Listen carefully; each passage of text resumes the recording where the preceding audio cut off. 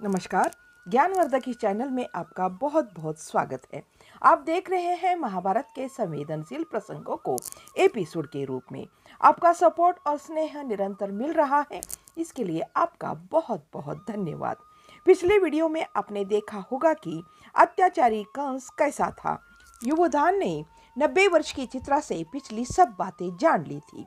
युवधान सोचता है कि उग्रसेन को कंस जैसा राक्षसी प्रकृति का पुत्र होता है, अर्थात यह पाप का ही बीज होगा। युवधान इसी विचारों में खो गया था। तभी वृद्धा चित्रा ने भीतर से आकर कहा कि महाराज उठिए, भोजन तैयार है। युवधान ने जब अपने घर जाकर भोजन करने की बात कही तो वृद्धा नहीं मानी। भीतर से उसके पोते की पत्नी दाएं हाथ में तांबे के लोटे में पानी और बाएं हाथ में एक कठौता लिए आई। उसने कठौते में हाथ मुंह धोया। बाद में वह एक लकड़ी की थाली में भोजन ले आई। भोजन में सूजी की रोटी, दूध, घी, शहद, गेहूं का दलिया था। रोटी तोड़ तोड़ कर कौर दूध में भिगोते हुए युवधान ने सामने बैठी चित्रा से पूछा कि तुम्हारी मालकिन ने पर पुरुष को इतनी सरलता से स्वीकार कैसे कर लिया? तभी तो कंस राक्षस से पैदा हुआ था। चित्रा कहती है कि अरे युवधान, तुमको बताया था ना कि उग्रसेन तो कायर था, लोभी भी था, 100 की उम्र पार कर चुका था, फिर भी सिंहासन को पकड़े बैठा था। वह कभी नहीं कहता था कि मैं बूढ़ा हो गया हूँ, अब मुझे यह सब नहीं चाहिए। बड़ा दुर्बल बुद्धि का था। चित्रा आगे कहती है कि लेकिन हमारी मालकिन बहुत साहसी और शक्तिशाली थी। वह दिखने में कद काठी में बड़ी नहीं थी, लेकिन घोड़े पर बैठकर धनुष लेकर चलने में उससे जैसा कोई दूसरा था ही नहीं। एक दिन अकेली इंद्रगिरी के पास वाले जंगल में शिकार करने गई और द्रुमिल राक्षस या महाराज कहो, वह उसे मिल गया। उसको अपना दिल दे बैठी। वहां से अपने शिविर में आई और जहां सारी सखियां रहती थी, किसी को यह बात नहीं बताई।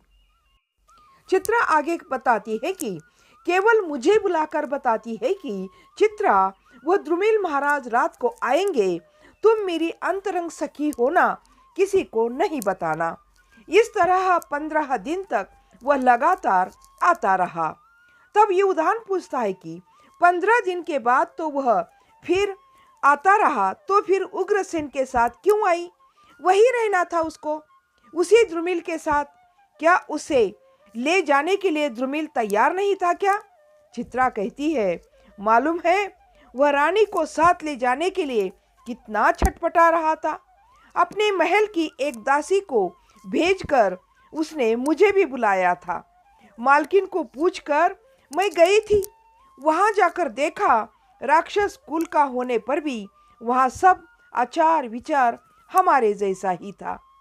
तब उस द्रुमिल ने कहा था कि चित्रा, तुम्हारी मालकिन को मनाओ ना, वह मेरे पास ही रहे। हाँ कहती है तो मुझे स्वयं उसको घोड़े पर ले जाने के लिए आना होगा, मैं आ जाऊंगा। नहीं तो मैं अपनी सेना लेकर उसके पति को हराकर उसे जीत कर ले आऊंगा, केवल उसकी सम्मति चाहिए। ऐसा कहकर वह गिड़गिड़ा रहा था, पर मालकिन नहीं मानी। युवधान ने कहा, क्यों? क्या द्रुमिल के प्रति उसका प्रेम खत्म हो गया था? चित्रा कहती है, तुम समझ नहीं पाओगे। वह आर्य स्त्री थी ना। 15 रातें उसके साथ गुजरने के बाद उसका बच्चा भी गर्भ में आ गया था। तब वह बहुत बहुत रोई थी। मेरे भाग्य में ऐसा ही लिखा है क्या, कहकर बहुत रोती रही। युवधान कहता है कि फिर तुमने तो बताया था कि उग्रसेन से उसके 13 बच्चे हुए। चित्रा युवधान को कहती है, तुम्हारा विवाह हुआ है ना? कितनी पत्नियां हैं तुमको? बेटे पोते कितने हैं? युवधान ने कोई उत्तर नहीं दिया। दूध में भीगी रोटी का कौर शहद में डुबाकर खाता हुआ सुन रहा था। चित्रा भी चुप थी। युवधान फिर पूछा, द्रुमिल तो फिर पूरा राक्षस न था ना? उसके माता पिता में से सिर्फ एक राक्षस था ना? तुम्ही ने बताया था कि उसका आचार व्यवहार भी हमारे जैसा ही था। उसके बीज से जन्म लेने से ही कंस को क्रूर नहीं बनना चाहिए था। फिर उसके ऐसा बनने का पाप किसका है? युधान कहता है कि उग्रसेन को ऐसी पत्नी को रखना ही नहीं चाहिए था, छोड़ देना था। क्यों उसने सब कुछ जानते हुए भी खतरा और चिंता मोल ली? चित्रा कहती है, मैं बताऊं, गुस्सा तो नहीं करोगे ना? युधान कहता है, गुस्सा क्यों? बताओ बताओ। चित्रा कहती है कि आप लोग क्षत्रिय है ना, बड़े क्रोधी होते हैं आप।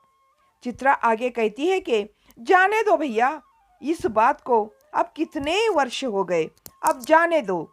युधान कहता है, दूसरों के बीज को अपना समझकर स्वीकार क्यों किया जाए?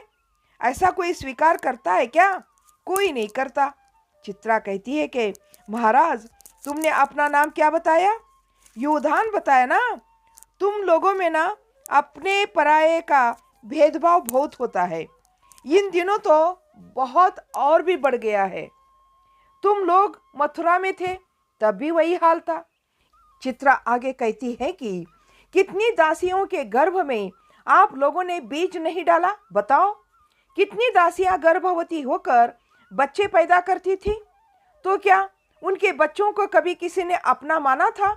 यह बात सभी दासियों के पतियों को भी मालूम होती थी।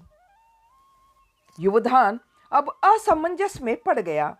उसे कुछ नहीं सूझ रहा था कि क्या उत्तर दे। उसने जल्दी जल्दी खाना निपटाया। गर्मी बहुत हो रही थी। चित्रा ने उसकी ओर देखकर पूछा, बहुत गर्मी हो रही है ना? चलो, अंदर ऐसा ही होता है, आओ ओसारे में चले। वहां समुद्र की ओर से हवा बहती रहती है। बाहर आया तो देखा युधान के घोड़े के पास 15-20 स्त्रियां, 30-40 बच्चे खड़े थे, कुछ बातें कर रहे थे। उसके साथ ही बाहर आई चित्रा सबकी ओर देखकर बोली, ये वासुदेव कृष्ण नहीं है, युधान सात्यकी है, उसका मित्र है, यूं ही आया है। युधान को लगा कि यह सब कृष्ण समझकर मेरा इंतजार कर रही होगी। मेरे बाहर आने का जब उन्होंने कारण बताया कि ये युधान है, तब देखा कि सबके चेहरे उतर गए थे। अब इस कहानी को करते हैं यहीं पर समाप्त। इस कहानी का अगला भाग अगले वीडियो में जरूर देखिएगा। तब तक के लिए जय हिंद, जय भारत।